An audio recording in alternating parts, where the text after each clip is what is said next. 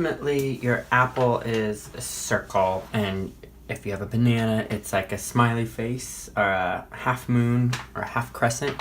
So don't get stressed out. You can draw those shapes, so don't feel like you have to get your apple exactly right. That being said, don't just quickly draw a circle and say, that's the apple. Please make sure that you're looking at the apple or banana that you have and looking at it as frequently as you are the paper, so kind of going back and forth. So look at my eyes while I'm drawing this apple. I am looking at the apple, not at the paper. I can come back to the paper, but I always need to start coming back to the apple, looking at the apple while I'm drawing. You don't just look at the apple once, say, okay, and then try and draw an apple. You're trying to draw this apple in front of you, right? This cat. So please make sure that you are looking at the apple, then at the paper, then at the apple, then at the paper, apple, paper, apple, paper. Okay? Not just at the paper. So depending on where you're looking at the apple from and where the stem is, your apple's going to be a little more unique than just a simple sphere. See, like, well, the way I'm looking at it, my stem is kind of right here. There's a bit of a shine mark. So I drew really lightly with my artist pencil to just get the outline of my apple. I may even do the same thing for the shadow here. Kind of does this. Just a nice light outline while I am looking back and forth at the apple, then my paper, the apple, my paper. Yeah, there we go. That's all you need to start out with. Okie doke, so we're ready to paint. So the first thing that you're going to want to do is you're going to want to lay a paint color that covers the entire apple. And the color you're going to do that in is the color that is lightest on the surface of your apple where you're looking at it from. So this is kind of the surface that I'm looking at for my apple. And notice how there's this really light color right here that's lighter than really anything else that you see on the apple. I'm going to try and recreate that color and cover the whole apple with that color. It looks like it is a yellow-green, so there's a little bit of green to it, but it's more yellow than it is blue. So I'm going to mix a yellow-green and put it on the whole surface of my apple. So yellow-green, we can refer to our color theory charts, but it's a lot of yellow and then a little bit of green. Well, not a lot of yellow, but more green, more yellow than green. The reason we're doing this is because that will give the whole apple sort of a unifying color, or a color that even if we put other colors on top of it in other spots on the apple, the whole painting will kind of share that same warmth from that light color. We're also going to be working light to dark, meaning we mix our lights and put down our lights first, so the lightest colors, and then we gradually put down the darkest colors. So for example, on this apple, probably this deep red is going to be our darkest color, right there. So back to painting, I have yellow on the plate, and I am mixing my green really quick. Got my green. Cool. So I'll mix that green with my yellow. And now I have a nice yellow-green. Cool. It's going to work for me. Oh, when I added a little more water to my brush, it looked like it was holding some blue, which is a good lesson to learn that sometimes when you add water, your color changes. So now my color is pretty blue, so I need to go back in with a clean brush and grab a good amount of yellow to sort of offset that and turn it back to a yellow-green rather than a blue-green. Make sure it's all mixed. There's the color I wanted. It's actually me painting directly on the apple, it's a little more green than I'd like it to be. So I'm going to clean my brush again and add some yellow.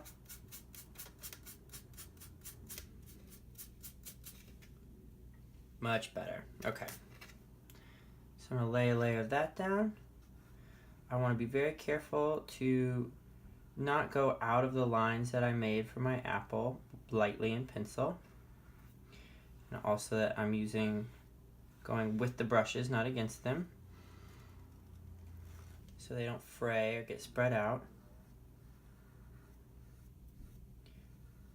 And in this area where I see if you can see the apple, move it up a little closer, where I can see these highlights that are just pure white, I'm just going to avoid those with this light color that I'm mixing. Meaning I'm just going to leave them white, so they'll look like highlights.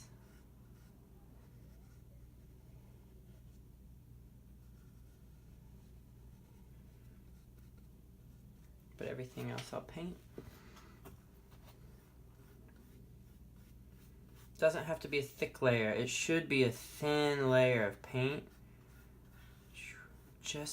Every layer should be a thin layer of paint. You're gradually layering. We're not globbing on. We also want it thin so it dries quick enough that we can work with it and it doesn't stay all goopy and wet when we're trying to add another color. The thinner it is, the quicker it dries, the quicker we can work on top of it. Cool. So there's the base color of my apple. So now I'm going to look at the second color that I see, and I sort of see this rosy pink right here as the next color, or the next lightest color. So I'm going to mix a rosy pink. So I'm going to start with pink because I know I need that. So I'm going to do red,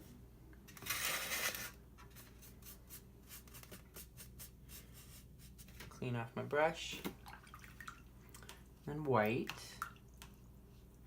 So instead of putting my white directly into my red, I'm going to put it to the side of the red a little bit. And the reason I'm doing that is because I may decide I don't want to use all the red that I put on my plate. If I just put my white directly into the red, I would have no choice. I'd have to use all the red, and it might turn into a darker pink than I want. So I'm just going to take a little bit of that red and put it into my white. Cool. That pink is a little lighter than I wanted, so I can go back in and add a little more red, but I don't have to use all of it. Good. That's about what I want. But it's still kind of a Pepto-Bismol or medicine pink, where I wanted it a little warmer. So I think I'm going to clean my brush off and pick a warm color, a light warm color, which the other warm color in our palette is yellow. So I'm going to add just a tiny bit of yellow to sort of warm that color up. Yeah. That's what I'm looking for. Make it more of an apple pink rather than a medicine pink. So then I'm going to put that everywhere on the apple that I see a darker value than this green. Some water. Sort of like this. Notice I'm not being super careful about it. I'm just making sure anywhere there's light green spots, I make sure not to paint those, but pretty much everything else I can paint. Water is your friend because it can get paint on there quickly and also help it dry really quickly. It doesn't have to be a thick layer. It can just be like almost watercolory. Because right now we're just trying to get the values down, or the tone.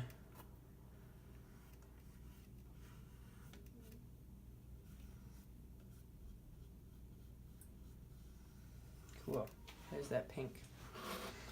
Okay.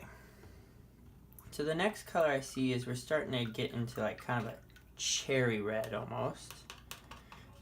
So I would say that is red with just a tad bit of white. So I might mix some of that warm light color that I had just made and mix it to that pure red that was left on my plate. Kind of that cherry red. I'm going to go in and add that red where I see it.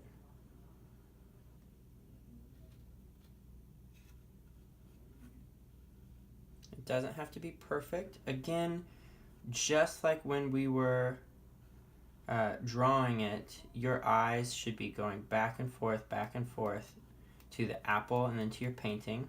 You shouldn't just look at your apple really quick and then assume that you remember what it looks like and what colors go where. You should always be looking at it.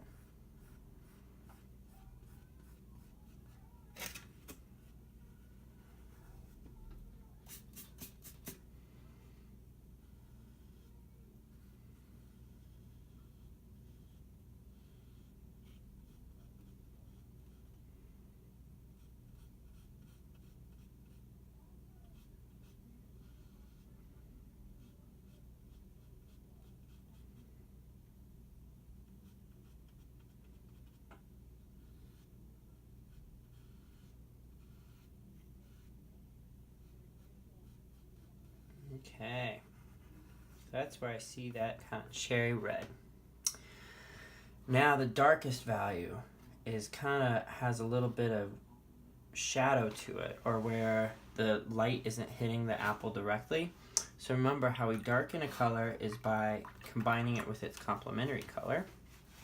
So I'm going to take red, plop it on my plate because I had run out of it. Then I'm going to mix its complementary color, green, so I can make a darker shade of red. So green is yellow.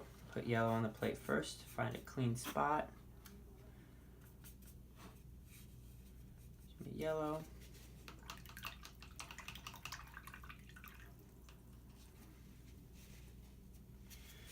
A little bit of blue. Got a good green. I'm gonna mix that with my red. Got a good shadow going. Our darker red value. So I'm gonna look at my apple back and forth from my apple to my painting and sort of just plop that dark value in where I see it. Doesn't have to be fancy, but this is why it's important to look at your apple regularly so you know you're putting colors where you see them, not just making it up.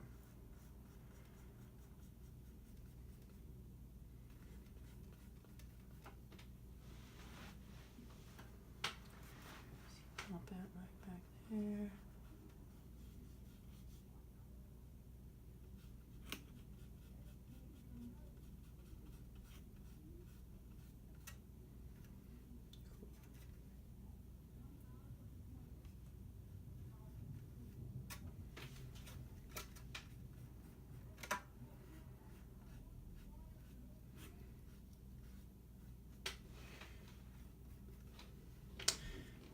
Good.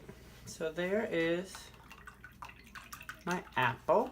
A few little details I'm going to add is right in here. Let's see if you can see it from where you're at. I sort of see kind of like a blue-green that's on the center part of the apple. I'm going to add that. So blue-green. I have a little bit of green here. I'll add a little more blue. A tiny bit of my red.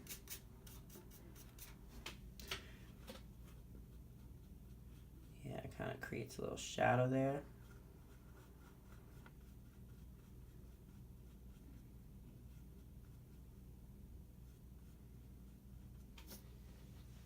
That color also I'm really liking for a shadow on the ground. So again, that was my blue-green, a tiny bit of red, but this time more blue-green than red as opposed to more red than blue-green for this dark value. And that's going to be my shadow on the ground. I'm going to use a little more paint closer to the apple on my shadow because the closer it is to the object, the darker the shadow is. And I'm going to use more water for the parts that get further away from the apple in the shadow. Because the further away from the apple they get, the lighter the shadow gets.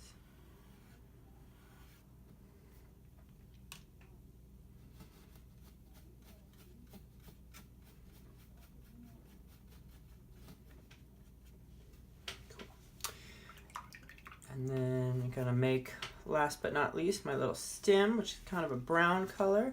Brown is kind of tricky actually, but it's a mixture of all three colors, all three primary colors, so yellow, blue, and red.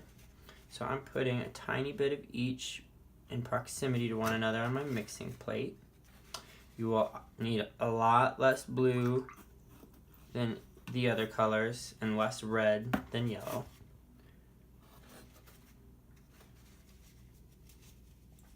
So since I don't need much, look at how little paint I'm working with right here. I'm gonna mix a tiny smidgen of blue with my yellow and a tiny smidgen of red with my yellow.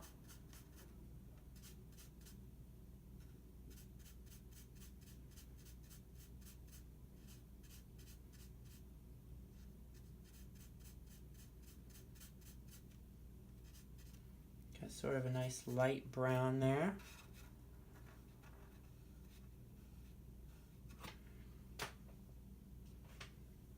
Doesn't show up perfect, but yeah, actually looks pretty good. A little stem. All right, so that is your fruit. Notice how with just three colors and white, we didn't even use white for this, you are able to make a realistic depiction of a fruit or vegetable or produce. Ta-da! There's my attempt. I think it looks pretty good. Not exactly alike, but you could definitely see how this apple influenced this painting.